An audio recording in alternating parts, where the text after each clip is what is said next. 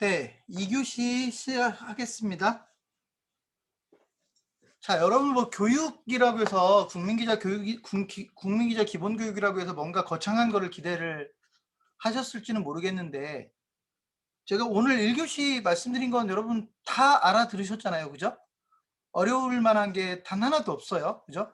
그러니까 그게 근데 기본이라는 거를 꼭 좀 강조를 하겠습니다. 오히려 더 어렵게 들어가려고 하면 괜히 쉬운 게 없어 보이고 쉬운 게 별거 아니어 보이고 이러면 여러분들에게 오히려 잘못된 시그널을 줄 수가 있습니다. 그러니까 지금 제가 얘기하는 것처럼 정말 쉬운 걸 가지고 활용을 한다라고 생각하시면 되고, 앞으로도 이런 정도 이야기를 할 겁니다. 물론 이제 기사를 쓰는 거나 이런 이야기를 할 때는 여러분이 전혀 생소한 영역이어서 조금은 답답해 할 수도 있겠지만, 일단 기본적으로 여러분들이 쉽게 적응할 수 있게끔 만드는 게 제가 잘 되는 길이기도 하고 여러분들이 쉽게 적응할 수 있는 길이라고 생각을 합니다. 그래서 일단 최대한 쉽게 진행하도록 하겠습니다. 제가 앞에 1교시에서 말씀드렸던 거 딱 한 가지예요. 여러분들이 이제 지금부터 미디어를 운영하는 거다. 미디어를 운영하기 위해서는 한 3가지 정도의 성공 포인트가 필요하다. 그중에 독자를 늘리는 건 이제 여러분들이 고민하면서 함께 노력해 나가야 되는 것이고, 그 좋은 독자들을 확보하려면, 독자를 많이 확보하려면 결국 여러분들이 좋은 컨텐츠를 확보하는 게 필요한데, 컨텐츠는 원래 여러분이 미디어를 운영하면 당연히 여러분이 직접 컨텐츠를 생산해야 되지만 여러분들에게 필요한 컨텐츠의 적어도 8, 90% 이상을 창업경신문에 그냥 의지를 하십시오. 그리고 여러분들은 나머지 틈틈이 시간이 날 때 아주 잠깐씩, 그래서 제가 이제 이 얘기를 어떻게 표현하냐면 하루에 한 10분이면 충분하지 않을까 뭐 이런 얘기를 합니다. 그래서 하루에 10분이면 일단 여러분들 국민기자로서 할 수 있는 일들을 해나갈 수 있지 않을까. 근데 이제 여러분이 심심하면 와서 놀아야 되는 거, 이런 시간은 빼고요. 그러니까 어찌 보면 약간은 억지스럽게, 약간은 의무감을 가지고 여러분이 투자해 줘야 될 시간이 하루에 한 10분, 15분 정도라고 한다면, 여러분이 이제 지금부터 1시간 동안은 별로 할 일이 없는데 이제 이러면 이제 페이스북에서 놀고 그러시면 되는 거예요. 그 정도의 요건만 충족을 하면 누구든지 잘 활동할 수 있을 거라고 생각을 합니다. 자, 그러면 여기서 이제 여러분들이 독자를 누구로 확보해야 될 거냐가 이제 중요한데, 저는 여러분들이 기본적으로 자영업에 종사하고 지역 단위의 비즈니스를 한다는 걸 전제로 해서 말씀을 우선은 드리겠습니다. 예를 들면 나하고 전혀 관계가 없는 사람을 자꾸 친구 맺기를 하는 거 별로 도움이 안 돼요.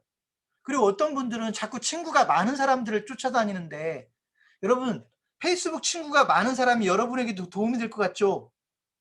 근데 되게 큰 차이가 있는 게 뭐냐면, 페이스북 친구가 많은 사람이 그만큼 방대한 컨텐츠를 가지고 있어서 그 좋은 컨텐츠를 나도 보고 싶어서 친구 맺기를 하는 거라면 친구가 많은 사람이 좋겠죠. 유명 인사들이 좋겠죠. 근데 반대로요. 그분들 걸 여러분이 보기에는 좋은데 여러분이 올린 거가 그분들한테 보일 가능성은 거의 없어요. 예를 들면 친구가 5천 명인 사람이 있잖아요. 그럼 여러분이 올린 거, 그분은 5천 명 중에 하나가 올린 걸 보이는 거거든요. 그럼 친구들이 올린 걸 다 보여주나요, 페이스북이? 아니잖아요. 그래서 예를 들면 친구가 5천 명의 사람이 있다. 그러니까 저하고 여러분하고 지금 친구 맺기가 되어 있다. 제가 올린 건 여러분한테 자꾸 보이겠지만 여러분이 올린 건 저한테 별로 안 보일 거라고요. 그래서 친구 맺기를 하더라도 여러분에게 도움이 될 사람이 누군지는 적어도 알고 가자. 예를 들면 여러분이 음식점을 한다고 하면 여러분 지역에 있는 분들이 여러분이 친구 맺기를 해야 될 고객들이라고요. 그죠? 그러니까 누구를 고객으로 삼아야 될지, 누구를 독자로 삼아야 될지, 그건 여러분들이 상식적으로 이해를 하셔야 된다는 얘기입니다. 근데 문제는 여기까지는 누구나 이제 알죠. 제 이야기를 들으면 당연히 알죠. 그럼 어떻게 해야 우리 동네 사람을 내가 찾아낼 수 있는데, 이게 이제 중요하다고요. 이게. 아까 제가 얘기했듯이 떡볶이 프랜차이즈 본사가 떡볶이 가맹점들에게 페이스북을 가리키면서 여러분 주변에 있는 사람을 친구 맺기를 하라고 가리킬 때는 뭐까지를 알려줘야 될 테냐면 그 동네에 있는 사람들을 어떻게 찾아내는지를 알려줘야 되겠죠. 이거는 한두 가지의 원칙이 있는 게 아니에요. 예를 들면 우리 지역에 국회의원이 있더라. 우리 동네 국회의원이 홍길동이더라.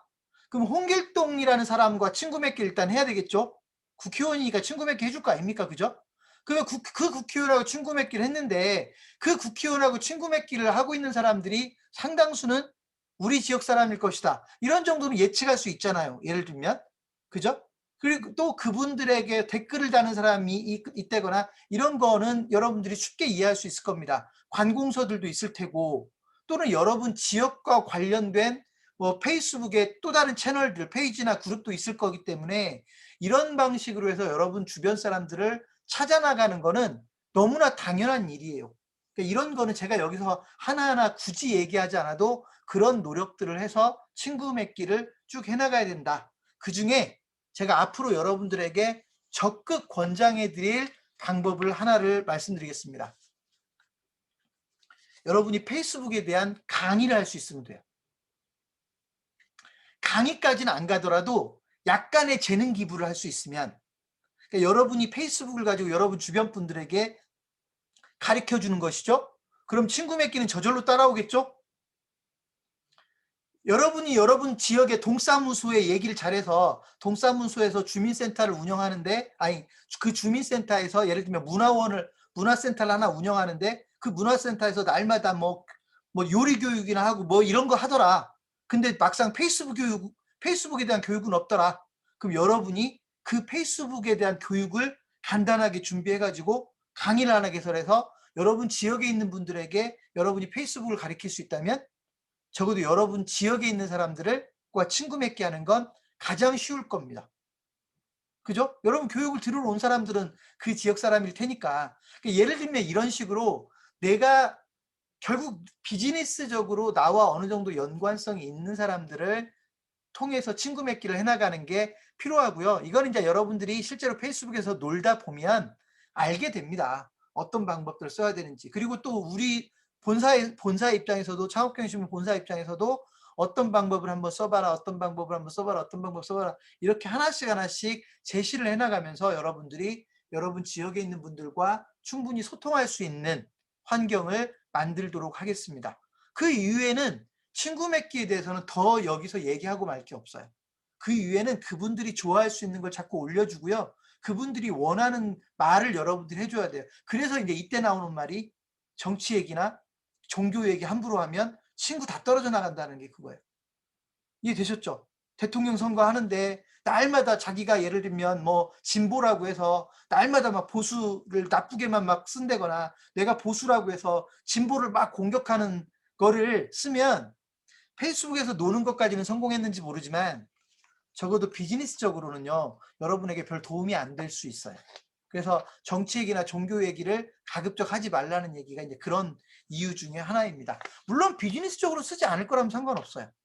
여러분이 그냥 나하고 비슷한 성향을 가지고 있는 사람들, 나와 비슷한 정치 성향을 가지고 있는 사람들과 나는 교류를 하겠다. 그러면 뭐 그런 거 안 따져도 되죠. 나는 나하고 같은 종교에 있는 사람들하고만 소통을 하겠다. 그럼 종교 얘기 얼마든지 하셔도 돼요. 근데 그게 아니라 여러분이 적어도 페이스북을 또는 SNS를 비즈니스에 도움이 되게끔 활용하기 위해서는 그런 것들을 할 게 아니라 여러분 주변 사람들이 알고 싶어하는 이야기를 자꾸 알려주는 게 중요하다. 이 정도로만 일단 이야기를 하겠습니다.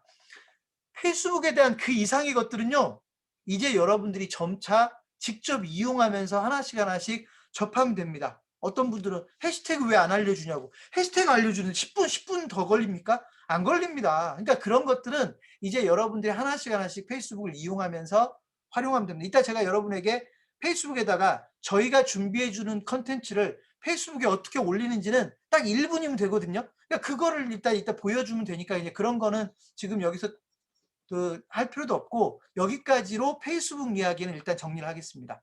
오늘 제가 여러분에게 드린 페이스북에 대한 기초적인 이야기만 가지고도 여러분 주변에 있는 분들이 페이스북을 제대로 쓰게끔 저는 여러분들이 얼마든지 역할을 해줄 수도 있다고 생각합니다. 심지어 교육도 할 수 있다고 생각합니다. 제가 지금 여러분들에게 페이스북에 대해서 한 30분 좀 더 했거든요. 페이스북만 가지고 하면 제가 오늘 여러분에게 한 30-40분 정도 했어요. 근데 저는 되게 압축을 한 거예요. 왜냐하면 제가 여러분에게 페이스북 한 번도 안 열어드렸죠? 로그인하는 거 안 보여드렸죠? 포스팅하는 거 안 보여드렸죠? 근데 여러분이 오늘 제가 1교시에서 했던 페이스북에 대한 이야기를 여러분이 직접 포스팅해주고 로그인하고 예를 들어서 화면에 나오는 것들 하나하나 설명하고 해버리면 그 내용만 가지고도 강의를 2시간, 3시간을 할 수 있게 됩니다. 그래서 페이스북은 일단 여기까지로 정리를 하겠습니다. 2교시는 그러면 어떤 이야기를 주로 해야 되느냐? 이제 신문기사에 대한 이야기를 해야 됩니다. 신문기사에 대한 이야기를 할 겁니다. 거창하게 얘기하면 취재와 기사 작성 실무.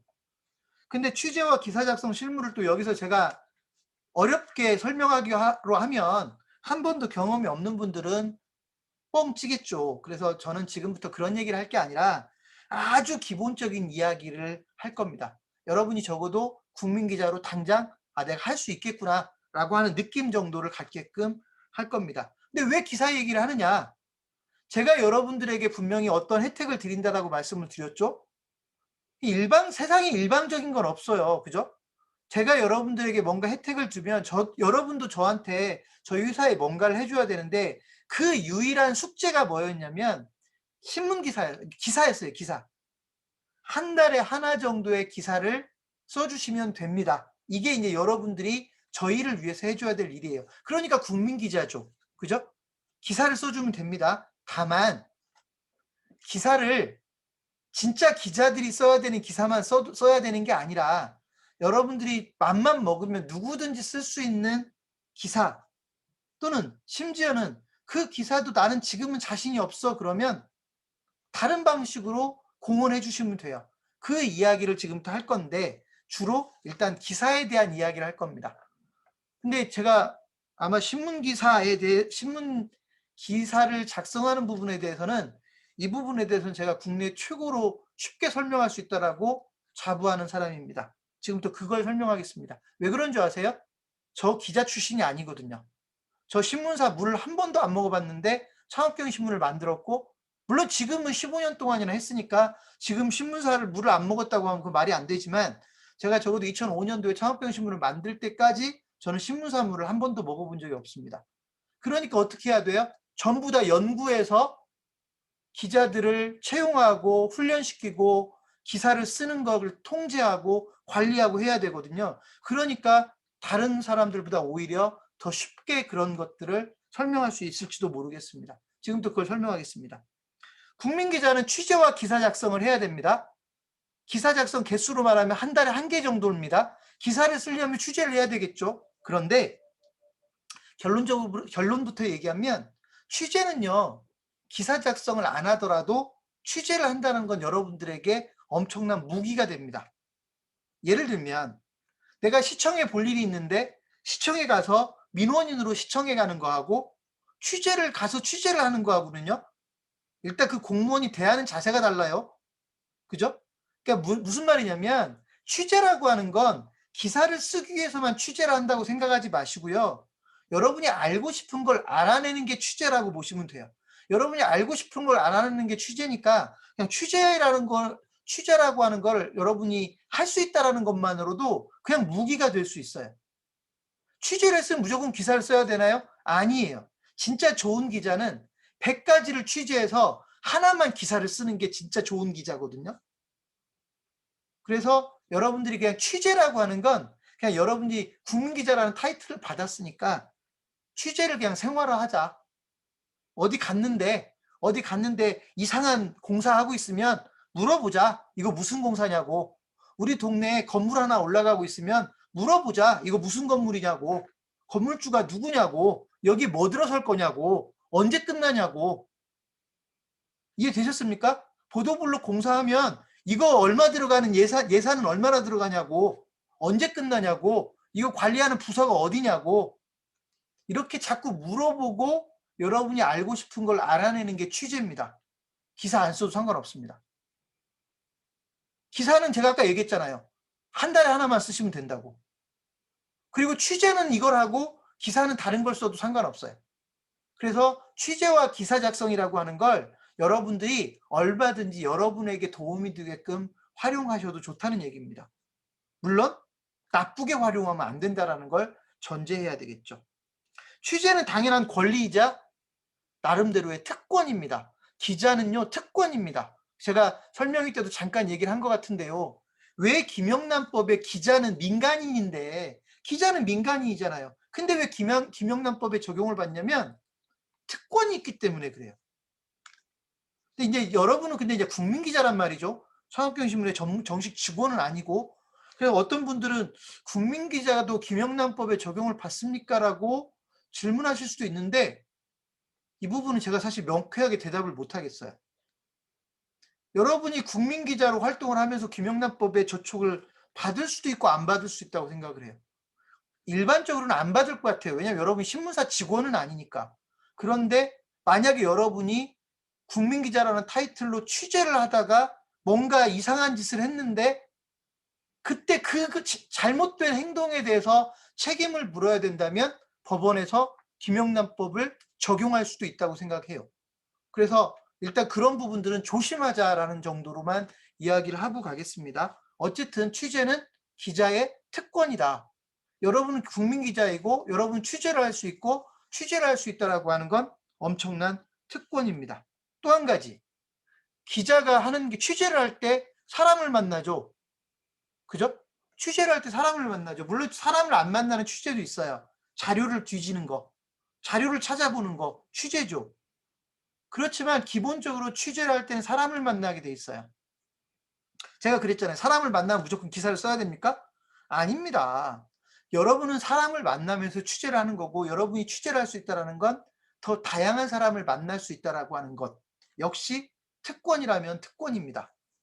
여러분이 일반인이면 시장 못 만날 수도 있어요. 만나고 싶어도 못 만날 수도 있다고요. 평생 시장 얼굴 한번 안 보고 시장하고 밥 한번 못 먹어보고 끝날 수도 있어요.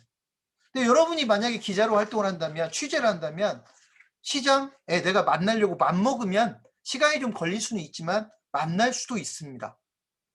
그러니까 이런 것이 여러분들이 활용할 수 있는 어찌 보면 특권이다. 그게 기자입니다. 그러니까 신문사들이 힘을 쓰기도 하고 이상한 나쁜 짓을 하기도 하고 그러는 겁니다. 그런 기사의 특성을 여러분이 좀 알고 계셨으면 좋겠습니다. 일단 여러분들이 기사를 쓴다면 그럼 어떤 기사를 써야 되는가?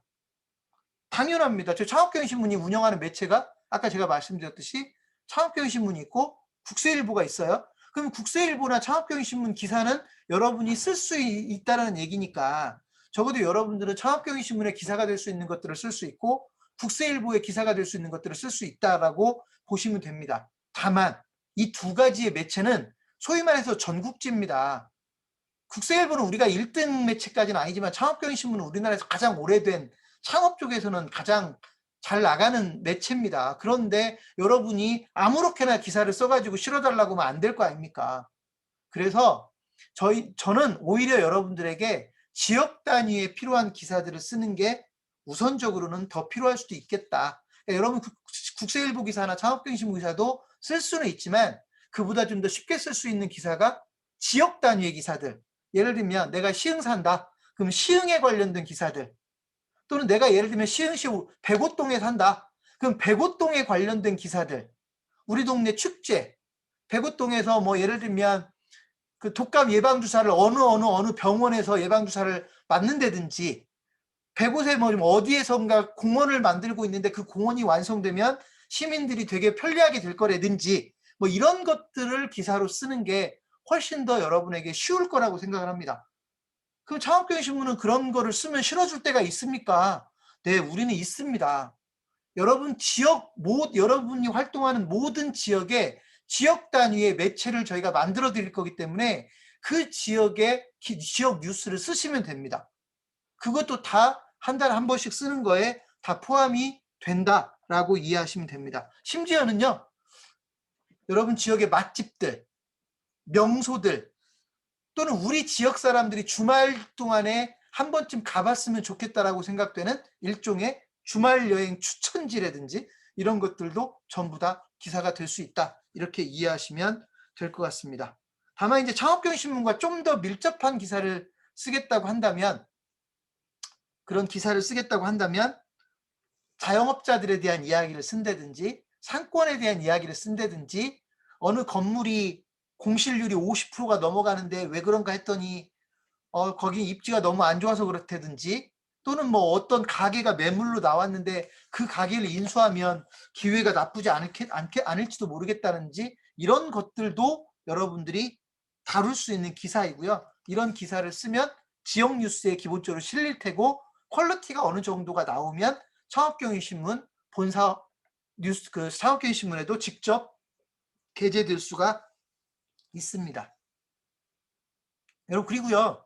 창업경영신문이나 국세일보 하니까 무조건 세금이나 창업에 대한 기사만 있을 것 같죠? 아닙니다.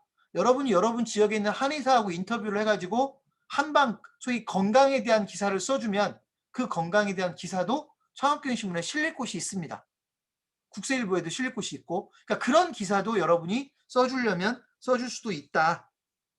자 이렇게 이해하시면 됩니다. 그래서 어찌 보면 범위에 대해서 거의 제한이 없을 정도라고 보시면 돼요.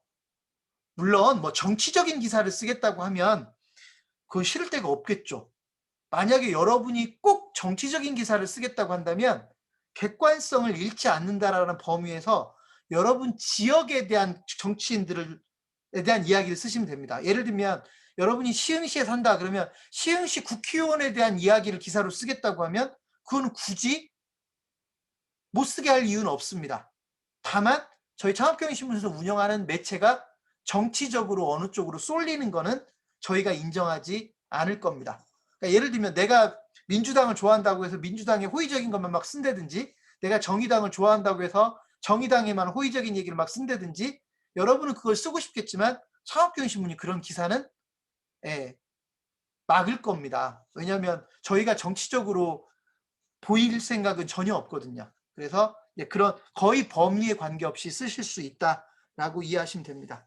간혹은요. 어떤 기사를 쓰셔도 되냐면 국민기자가 다른 국민기자 이야기를 쓸 수도 있다고 생각해요. 국민기자 중에 누군가가 이번에 어떤 뭐 성공을 거뒀대더라. 뭐 어떤 경험을 했대더라. 이런 기자가 기자에 대한 기사를 쓸 수 있다고 생각해요.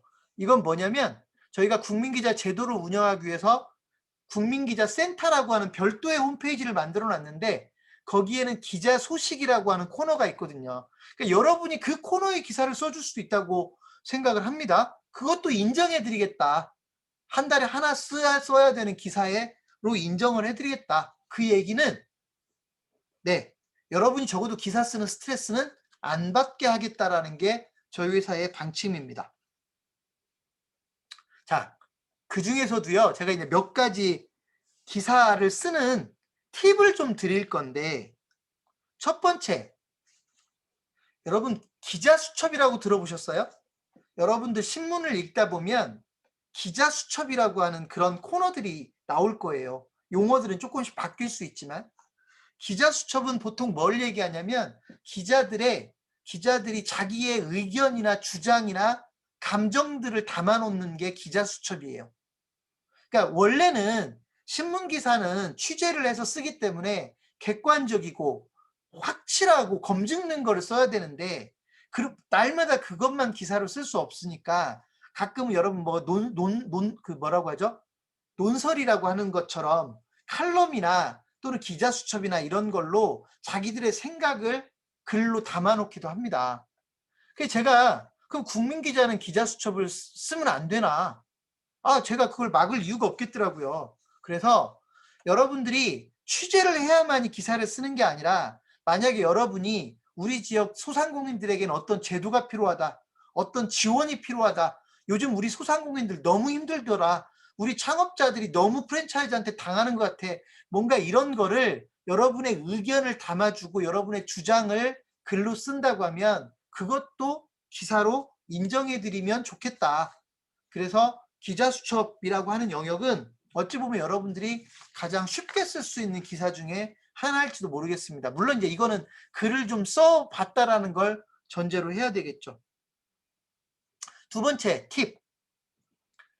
아직 글을 쓰는 거에 익숙하지 않으면 포토뉴스가 너무 좋습니다. 포토뉴스 인정하겠습니다.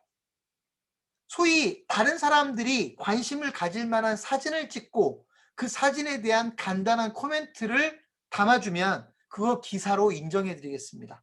다만 정말 괜찮은 사진이라면 한 장도 안 될 이유는 없는데 뭔가 같은 주제의 2장, 3장, 4장의 사진들이 섞여서 기사로 나오면 좋겠다. 여러분이 그런 포토뉴스를 쓰겠다고 하면 그것도 기사로 인정해드리겠다라는 겁니다. 왜냐하면 독자들은 그런 것도 필요하거든요.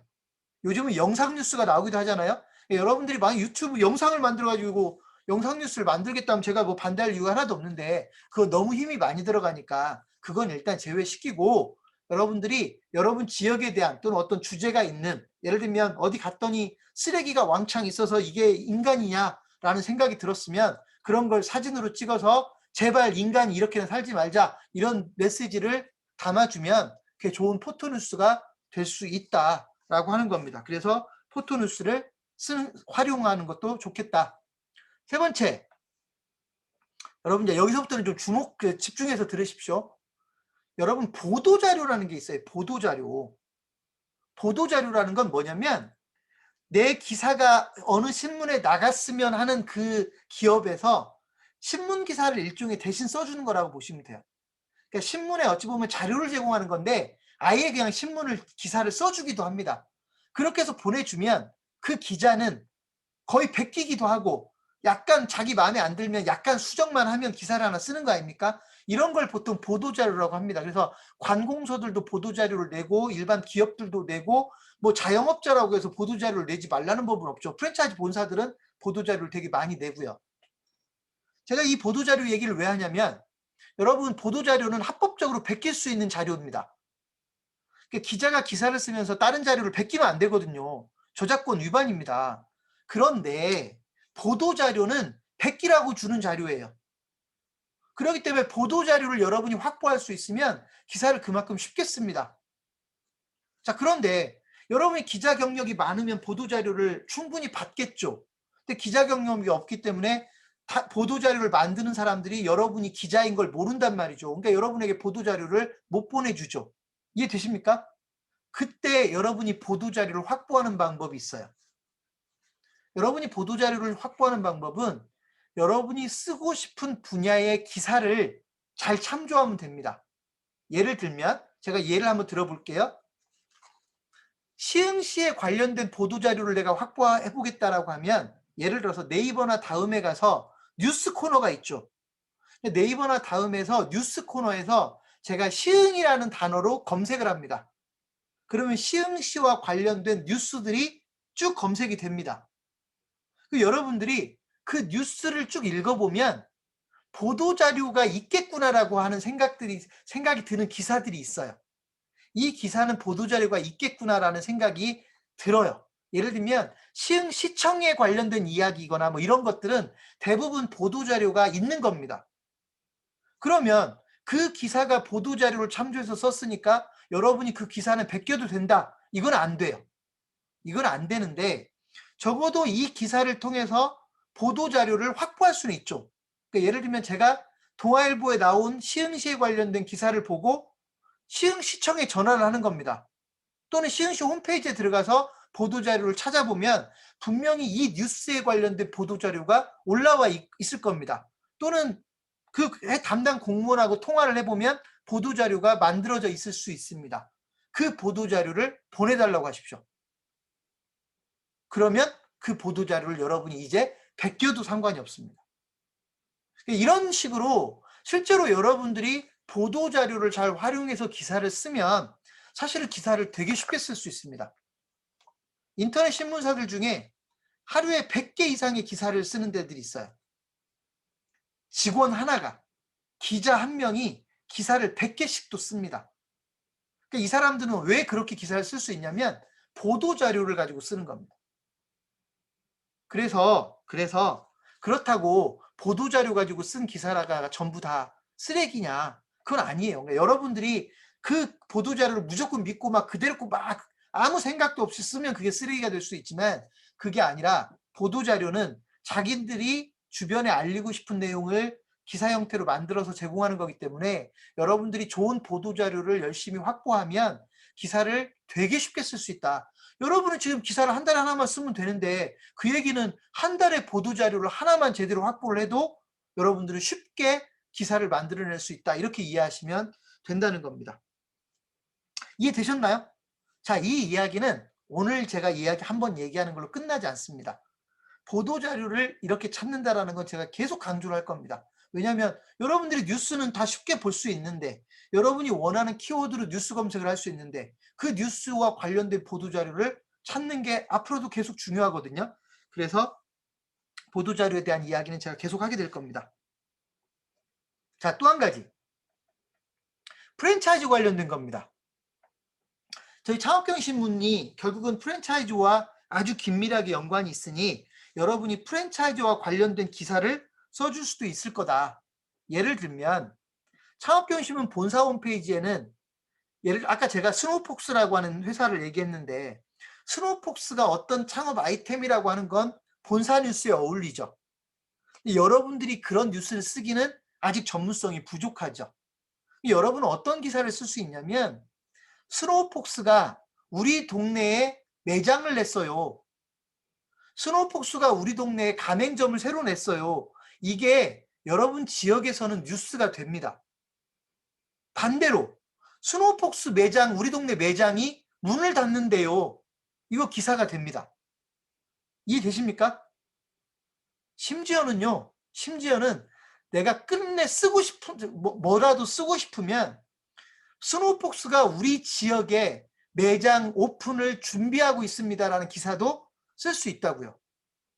그러니까 이런 식으로 프랜차이즈와 관련된 여러 가지 기사들이 나올 수가 있고, 여러분 지역과 관련된 브랜드 뉴스를 쓰면 얼마든지 좋은 기사가 될 수 있다. 그런 기사는 길게 쓸 필요도 없거든요.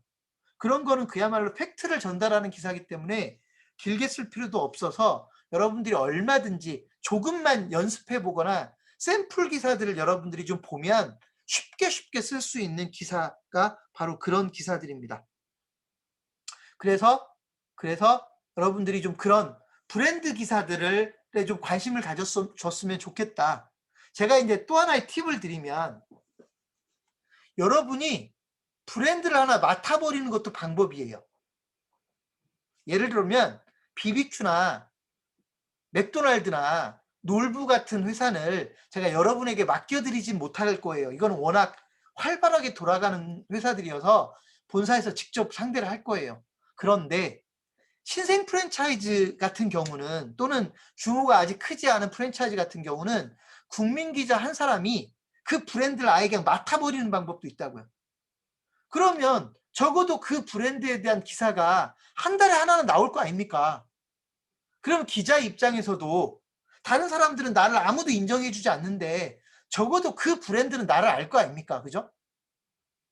제가 예를 들면 A라는 브랜드를 맡았단 말이에요. 그럼 A라는 브랜드를 맡았으니까 한 달에 한 번이라도 이 A라는 브랜드에 관련된 기사를 쓸 건데, 자꾸 전화해서 물어볼 거 아닙니까? 이것저것. 그러면 예를 들어서 그 가맹본부 입장에서는 우리 회사에 자꾸 관심을 가지고 물어보는 사람을 모를 수가 없어요. 그리고 그 기사가, 자기네 기사가 한두 개라도 나가기 시작하면 처음에는 모른 채를 할 수도 있지만 2개, 3개 기사가 나가면요, 모른 채를 할 수가 없죠. 그래서 여러분들이 국민기자로서 아예 고정 출입처를 정해놓고 활동을 하려면 할 수도 있다.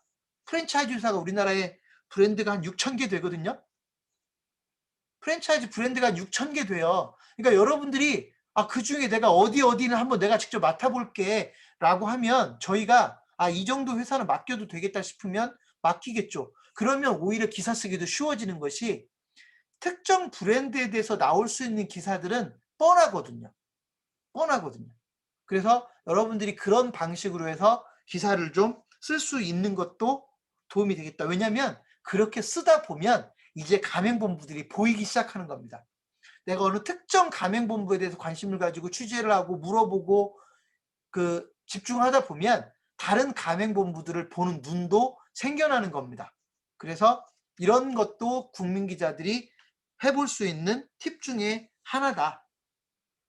자, 또 하나의 팁은 뭐냐면, 여러분 주변에 혹시 교육들이 진행되나요? 시청에서 교육을 할 수도 있고, 서울시에서 교육을 할 수도 있고, 구청에서 교육을 할 수도 있고, 여러분 지역에 있는 상공의 상공이라고 하나요? 지역 상공회에서 교육을 할 수도 있고, 또는 여러분 지역에 교육업체가 있을 수도 있고요. 또는 여러분 지역의 어떤 은행에서 교육을 할 수도 있고요. 이런 여러분 지역에서 도움이 될 만한 교육들이 진행되고 있으면 그 교육을 하기 전에 이런 교육을 할 거라고 써주는 것도 기사고요.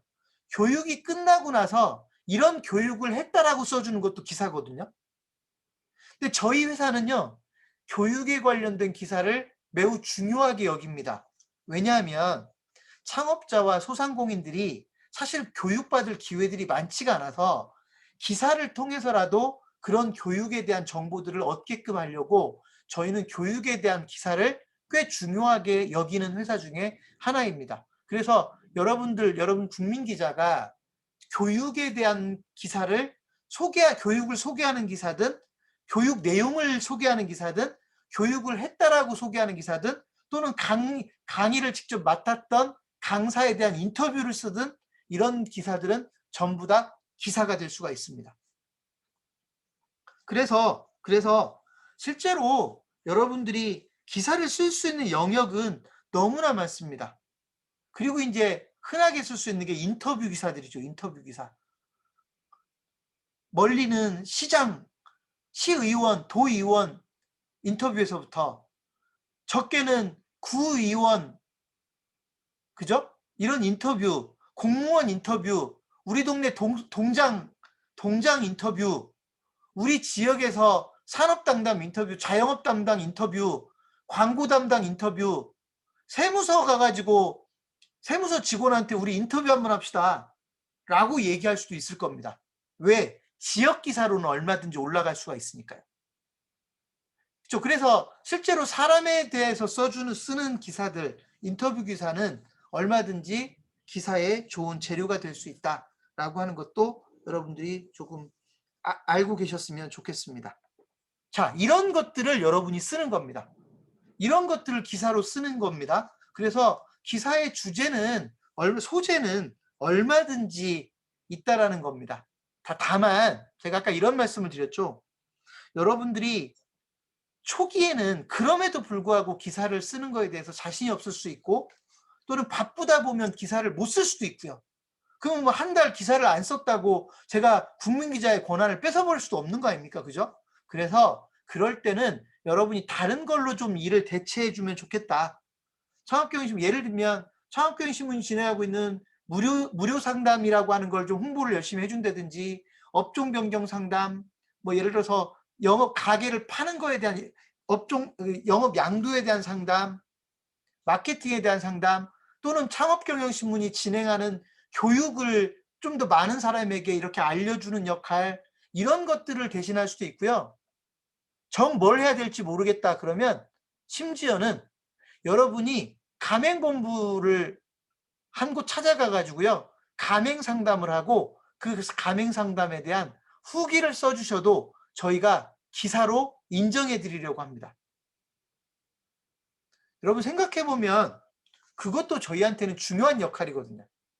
수많은 프랜차이즈가 있고 한 달이면, 물론 코로나 때문에 좀 그 비율은 정리가 되겠지만, 한 달이면 100개 정도의 신규 프랜차이즈가 만들어지는 시장 상황에서 저희 창업경영신문이 모든 브랜드들을 다 커버할 수 없는데, 여러분들이 어떤 브랜드에 그냥 개인적인 관심이 있어서 본사에 연락해서 가서 한번 이것저것, 그냥 창업자로 가시면 돼요. 굳이 기자로 안 가도 돼요. 창업자로 가서 가맹 상담을 하고 그 가맹 상담 결과를 소위 질의응답 방식으로 글을 써서 저희한테 주시면 저희가 그걸 기사로 쓴 걸로 인정해 드릴 수도 있다는 얘기입니다. 그래서 기사를 쓰는 거에 대한 부담감은 특별히 가지시지 않으셔도 될 것 같다. 가맹본부를 직접 상담을 하거나 또는 여러분이 가맹본부들이 하는 창업 설명회에 참석을 하거나 그러고 나서 그 설명회 장소에서 나왔던 이야기들을 글로 정리해서 저희한테 주시면 그런 것들도 기사로 인정해 드릴 수 있다는 이야기입니다. 이해되셨죠? 자, 이런 것들이 소위 국민 기자 여러분들이 그러니까 국민 기자로서 반드시 저희 회사를 위해서 해줘야 될 유일한 숙제가 되는 겁니다. 이 정도는 해주셔야 저희가 여러분들에게 뭔가 해주는 의미가 있는 거다, 이렇게 이해하시면 되고요. 그 기사를 대체하는 부분에 대해서는 뭐 우리가 이제 연구해 보면 더 좋은 아이디어들이 나올 수 있는 거기 때문에 지금은 이 정도로만 정리를 하겠습니다. 자, 지금 3시 53분인데 10분도 채 남지 않았어요. 2교시가. 지금부터는요. 여러분들이 실제로 신문 기사를 작성한다고 가정할 때 지금부터 제가 말씀드리는 10가지 정도를 중요하게 생각하고 그 10가지에 대해서는 고민도 좀 해주셔야 된다. 그러니까 전제 조건은 뭐냐면 내가 정말로 좋은 기사를 써보고 싶다. 내가 쓴 기사가 뭔가 영향력을 행사하고 싶고 또는 내가 쓴 기사가 더 많은 독자들이 읽게 하고 싶다라고 할 때 소위 좋은 기사를 쓰고 싶다면 제가 지금부터 소개해드리는 10가지의 핵심 포인트를 잘 알고 있으시면 여러분들이 기사를 쓰는데 도움이 많이 될 겁니다. 좋은 기사를 쓰는데 도움이 될 겁니다. 그 10가지를 소개하고 2교시를 마치도록 하겠습니다. 첫 번째는요. 여러분 좋은 기사는 좋은 메시지를 담고 있어야 됩니다. 여러분이 국어 시간에 배웠던 주제라는 겁니다. 주제. 내가 기사를 쓸 때는 독자들이 이 기사를 읽고 나서 어떤 걸 알게 하겠다라고 하는 목적이 있어야 돼요. 그게 바로 메시지입니다. 모든 기사는 메시지가 있어야 돼요. 아까 제가 포토뉴스를 써줘도 된다고 했는데 메시지가 없는 사진이 무슨 의미가 있습니까? 적어도 내가 사진을 찍어가지고 기사로 썼다는 얘기는 사진에 뭔가 비판할 내용이 있거나 칭찬할 내용이 있거나 자랑하고 싶은 내용이 있거나 뭔가 이런 메시지가 있어야 된다는 겁니다. 메시지를 담지 않은 기사는 그거는 기사가 아닌 겁니다. 기자가 하고 싶은 이야기를 기사에 담아야 된다. 이해되셨나요? 아까 제가 교육에 대한 기사를 써도 된다고 했는데 이런 교육이 있다. 이게 메시지예요. 이런 교육을 했다. 이게 메시지예요. 이런 교육에서 이런 말을 하더라. 이게 메시지예요. 이해되셨습니까? 내가 시장을 만났더니 우리 지역을 이렇게 발전시키겠다고 하더라. 시장을 만났더니 우리 지역의 복지 시스템을 이렇게 만든다고 하더라. 시장을 만났더니 우리 지역 소상공인들을 위해서 시청에서 이런 노력을 하겠다라고 하더라. 이런 게 바로 메시지라고요. 그 메시지를 담지 못하는 건 기사가 아닙니다. 그러니까 예를 들면 여러분들이 기사를 썼다라고 했을 때 제가 그 기사를 읽어보고 저희 직원들이 그 기사를 읽어보고 이분이 무슨 말을 하려고 하는지를 모르겠다라고 하면 그 기사는 다시 써야 되는 기사입니다. 이해되셨습니까? 메시지를 담고 있지 못하는 기사는 기사가 아니다. 그래서 여러분이 하고 싶은 얘기가 뭔지를 정확하게 담아줘야 된다. 모호하게 쓰는 거는 좋은 기사가 아니에요. 철학적으로 막 뭐라고 하죠? 형이상학적으로 사람들이 읽고 나서 무슨 말인지도 모르는 그런 거는 기사로 쓰면 안 됩니다. 분명하게 이 기사를 읽고 이 사람이 나한테 전달하고 싶은 얘기가 뭔지를 알아들을 수 있게 해야 된다. 그게 메시지입니다. 첫 번째, 이 메시지가 가장 중요합니다. 첫 번째는 좋은 메시지를 담자. 두 번째, 제목입니다. 제목. 여러분도 잘 아시겠지만 요즘은 인터넷이 워낙 발달을 해서 여러분이 기사를 읽을 때요. 제목만 보고 이 기사를 읽을 건가 말 건가를 판단합니다. 제목만 보고 이 기사를 안 읽기도 하고요. 제목만 보고 이 기사를 읽기도 해요. 그러니까 제목은 비록 한 줄밖에 안 되지만 그 제목을 가지고 독자를 꼬일 수 있어야 돼요. 그러니까 유인할 수 있어야 돼요. 이걸 나쁘게 말하면 낚시인데요. 포털 사이트에서 자꾸 낚시한다는 말을 하는데 그게 이제 내용하고 전혀 관계없는 제목들로 낚시를 하니까 욕을 먹는 거지. 제목에 주제를 잘 담고 있는 제목으로 낚시를 하는 건 그건 잘못하는 게 아니라 잘하는 겁니다. 그러니까 여러분이 제목을 만들 때는 이 기사가 어떤 기사라는 걸 제목으로 보여주는 거고요. 그 제목을 딱 보고 독자 입장에서 이 기사를 읽고 싶어야 됩니다. 그러니까 제목이 얼마나 중요한지 모릅니다. 이해되셨죠? 제목은 이제 여러분들이 제목을 써서 줘도 저희가 제목을 바꿀 수도 있어요. 왜냐하면 임팩트가 없다고 판단되면 저희가 제목을 바꾸어서 기사를 올릴 수도 있습니다. 세 번째는요. 부제라고 하는 겁니다. 부제목. 제목에 모든 걸 담을 수 없으니까 제목 밑에 여러분들 큰 글씨로 들어가는 것들 있죠. 하나가 들어가기도 하고 두 줄로 들어가기도 하고 여러 줄이 들어가기도 합니다. 이런 걸 부제목이라고 하는데 부제목도 여러분들이 어떤 기사인지를 보여주는 하나의 좋은 방법입니다. 그래서 여러분들이 기사를 쓸 때는 좋은 제목을 쓰려는 노력과 부제목을 통해서도 어떤 내용의 기사인지를 보여주는 겁니다. 일종의 미리 보기라고 보시면 됩니다. 그래서 제목과 부제목이 매우 중요하다. 자, 지금 세 가지 말씀을 드렸고요. 그죠? 첫 번째는 메시지를 얘기했고, 두 번째는 제목, 세 번째는 부제목. 자, 네 번째 얘기합니다. 네 번째는 분량입니다. 분량. 자, 저는요, 제가 분량을 얘기하는 건 기사의 핵심 포인트라기보다는 여러분들이 분량에 대한 부담을 느끼지 않으면서도 기사로서 또 너무 없어 보이면 안 되기 때문에 제가 분량을 얘기하는데, 여러분 분량은요, 문단 기준으로 한다면 5개에서 한 7개 정도의 문단 너무 크게 쓰지 마세요. 문단을 한 5개에서 7개 정도를 가지고 하나의 기사를 쓴다라고 생각을 하고 기사를 접근했으면 좋겠어요. 물론 이건 절대적인 원칙은 아니에요. 아까도 얘기했지만 포토뉴스 같은 경우는 한 문단 가지고 쓸 수도 있어요. 예를 들면 시청에서 인사이동이 있었다. 이런 거는 문단 한두 문단으로도 쓸 수는 있어요. 그런데 그게 아니라 일반적으로 읽을 거리가 있는 기사는 5문단에서 한 7문단 정도로만 구성을 하자. 이걸 굳이 A4 용지로 따진다면 반 페이지에서 많아야 한 페이지. 여러분이 기사를 쓸 때는 A4 용지 한 페이지를 넘기지 마십시오. 물론 여러분이 뭐 글 쓰는데 아주 거부감도 없고 글을 잘 쓰는 분이라면 쓰고 싶은 말이 많으면 A4 용지 2페이지도 쓸 수 있는 거죠. 그걸 제가 막을 이유는 없어요. 그런데 기사를 아직 안 써봤고 기사 쓰는 거에 익숙하지도 않은 분이 기사를 쓰겠다고 막 A4 막 2페이지를 채우려고 하면 여러분 스트레스 받아서 안 됩니다. 한 반 페이지에서부터 길면 한 페이지 정도만 쓰겠다고 생각하시고 쓰면 됩니다. 그러니까 제가 아까 5문단, 7문단이라고 하는 게 길게 써지는 문단이 아니라 문단은 대단히 짧아집니다. 그게 바로 5번째 팁인데요. 5번째 팁은 한 문단은 2줄 내지 3줄로만 쓰자라는 겁니다. 여러분이 기사를 쓸 때 그냥 A4 용지 여러분이 그냥 워드로 작업을 한다고 가정을 하고 얘기하는 겁니다.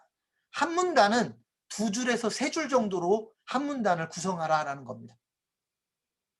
여러분이 소설을 쓰거나 여러분이 뭔가 논문 같은 걸 쓸 때는 한 문단이 훨씬 더 길어질 수 있어요. 그런데 적어도 저희 창업경영신문과 일을 할 때 기사를 쓸 때는 한 문단은 2줄에서 3줄 정도면 충분하다. 저도 제가 기사를 쓸 때 2줄에서 3줄을 넘어가지 않게 쓰려고 의식적으로 노력을 합니다. 그러니까 여러분이 한 문단을 쓸 때는 2줄에서 3줄 정도로 그런 문단을 5개에서 7개 정도를 구성하면 기사가 그냥 하나 나온다. 이렇게 이해하시면 됩니다. 그래서 기사라고 하는 건 그냥 문단의 정렬입니다. 여러분이 쓰고 싶은 이야기를 한 5문단 정도로 순서대로 잘 얘기하면 그냥 기사가 나오는 거다. 이렇게 이해하시면 됩니다. 그래서 제가 다른 자리에서 제가 설명회 때도 잠깐 언급한 것 같은데 네, 기사는 가장 짧게 쓸 수 있는 글이라고 보시면 됩니다.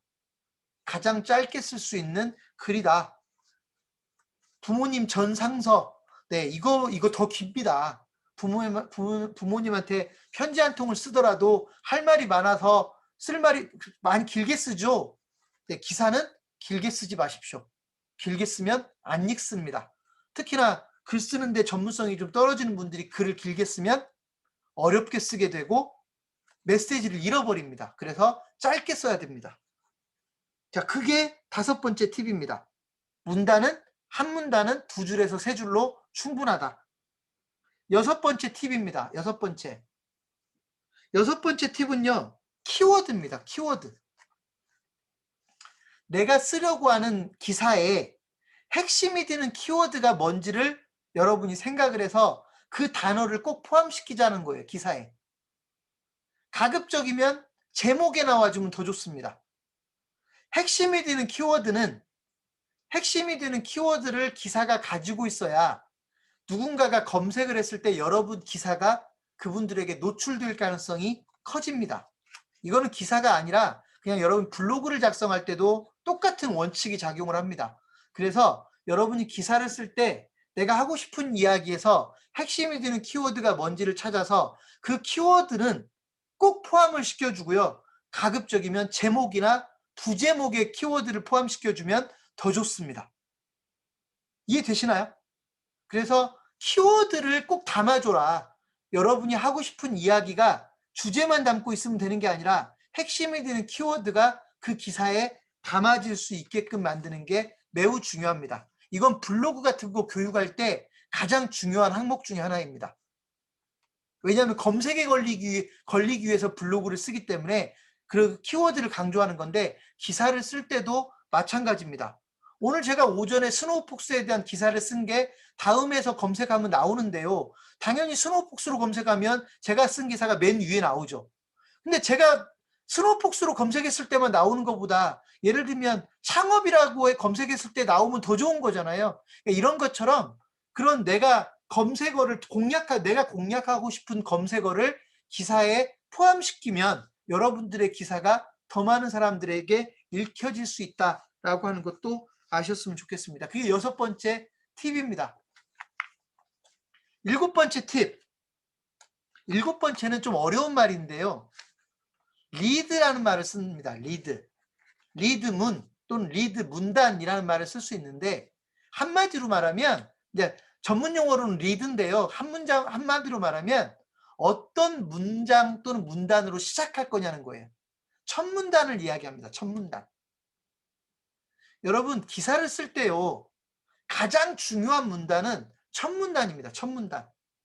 왜 그러냐면 인터넷 신문들 특히나 인터넷 신문은요. 한 문단을 읽어보고 독자들은 판단을 해버려요. 이 기사가 어떤 내용인지를 대충 파악을 해요. 그러니까 한 문단을 읽고 끝까지 읽고 싶은 마음이 안 생기면 그냥 다음 기사로 넘어가 버립니다. 그러니까 나는 노력을 해서 썼는데 독자들이 끝까지 읽어보지 않는 불상사가 생깁니다. 그래서 첫 문단을 되게 심혈을 기울여서 써야 돼요. 제목을 신중하게 쓰는 것처럼 첫 문단은 독자들에게 흥미도 유발시켜야 되고 무슨 말을 내가 하고 싶은지도 담아야 되고 뭐 이런 겁니다. 근데 이 부분은 좀 어렵습니다. 이거는 경륜이 좀 쌓여야 돼요. 좋은 첫 문단을 쓰기 위해서는 글 쓰는 게 좀 숙달이 돼야 됩니다. 하지만 제가 이 얘기를 또 안 하고 갈 수는 없어서 적어도 제가 6번째 팁으로 리드문 또는 리드 문단이라고 하는 거를 강조를 하겠습니다. 저부터도 그래요. 신문을 오늘 기사를 좀 빨리 읽고 싶을 때 앞에만 쭉 읽고 갑니다. 이거는 어찌 보면 기사를 읽는 기술이기도 하고요. 또 여러분 그래서 보통 여러분이 많이 들어본 얘기가 여러분이 어린 시절 국어 시간에 공부할 때 두괄식과 미괄식과 양괄식이라는 말을 혹시라도 기억을 하신다면 신문 기사는 두괄식이 원칙이라는 겁니다. 하고 싶은 얘기를 일단 앞에서 하고 간다.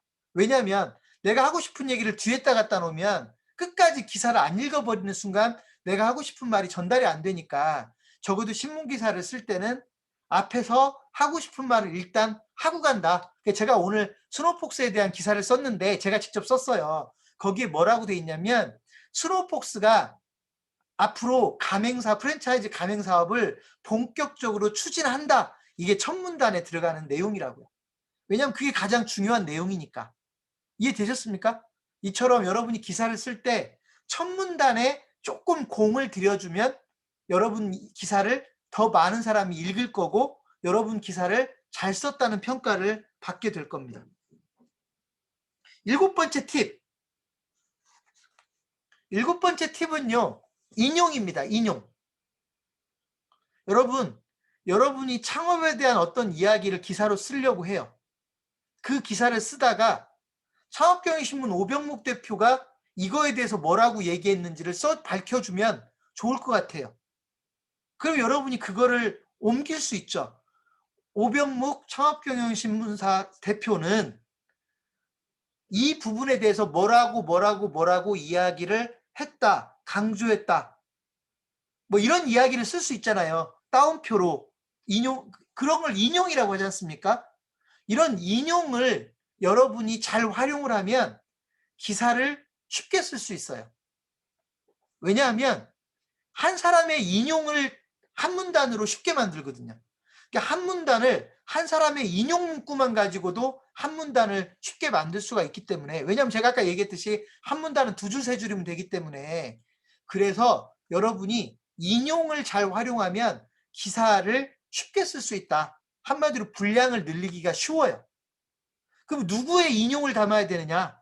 전문가나 업계 관계자나, 여러분이 만약에 프랜차이즈를 취재했다면 그 프랜차이즈 본사의 임직원이나, 여러분이 시청을 취재했다면 그 시청의 공무원이나, 여러분이 주민센터를 취재했다면 주민센터의 담당 공무원의 이야기를 기사에 담아주면 기사가 훨씬 멋져집니다.